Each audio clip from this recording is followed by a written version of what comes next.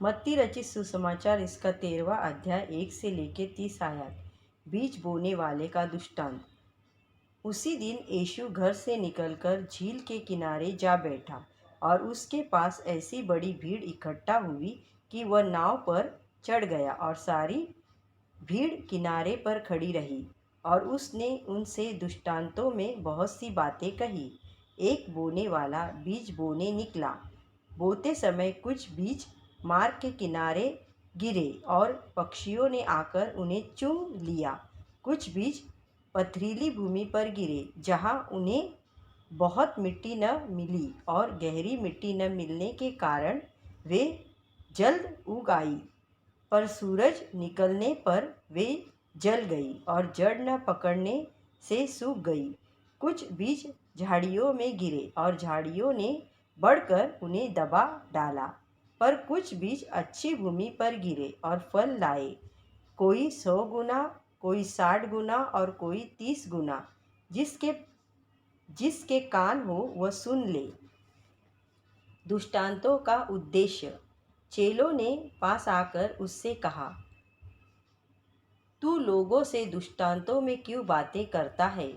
उसने उत्तर दिया, तुमको स्वर्ग के राज्य के भेदों की समझ दी गई है, पर उनको नहीं। क्योंकि जिसके पास है उसे दिया जाएगा और जिसके पास बहुत बहुत हो जाएगा। पर जिसके पास कुछ नहीं है, उससे जो कुछ उसके पास है वह भी ले लिया जाएगा।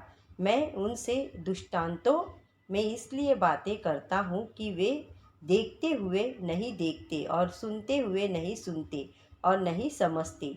उनके विषय में यशायाह की यह भविष्यवाणी पूरी होती है, तुम कानों से तो सुनोगे पर समझोगे नहीं, और आँखों से तो देखोगे पर तुम्हें न सूझेगा। क्योंकि इन लोगों का मन मोटा हो गया है और वे कानों से ऊंचा सुनते हैं और उन्होंने अपनी आँखें मूंद ली है। वह ऐसा न हो कि वे आँखों से देखें और कानों से सुने और मन से समझे और फिर जाए और मैं उन्हें चंगा करूं। पर धन्य है तुम्हारी आँखें कि वे देखती है और तुम्हारे कान कि वे सुनते हैं। क्योंकि मैं तुमसे सच कहता हूँ कि बहुत से भविष्यवक्ताओं ने और धर्मियों ने चाहा कि जो बातें तुम देखते हो देखे पर न दिखी, और जो बातें तुम सुनते हो सुने पर न सुनी।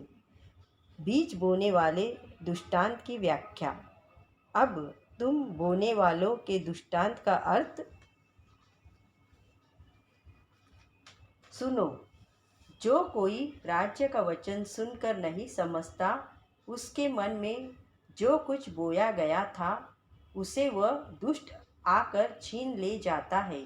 यह वही है जो मार्ग के किनारे बोया गया था। और जो पथरीली भूमि पर बोया गया, यह वह है जो सुनकर तुरंत आनंद के साथ मान लेता है, पर अपने में जड़ न रखने के कारण वह थोड़े ही दिन का है, और जब वचन के कारण क्लेश या उपद्रव होता है तो तुरंत ठोकर खाता है। जो झाड़ियों में बोया गया, यह वह है जो वचन को सुनता है, पर इस संसार की चिंता और धन का धोखा वचन को दबाता है और वह फल नहीं लाता। जो अच्छी भूमि में बोया गया, यह वह है जो वचन को सुनकर समझता है और फल लाता है, कोई 100 गुना, कोई 60 गुना और कोई 30 गुना। जंगली बीज का दृष्टांत। यीशु ने उन्हें एक और दृष्टांत दिया।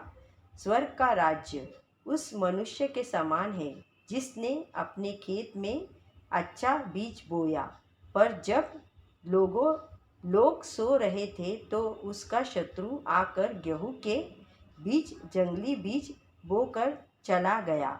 जब अंकुर निकले और बालें लगी तो जंगली दाने के पौधे भी दिखाई दिए।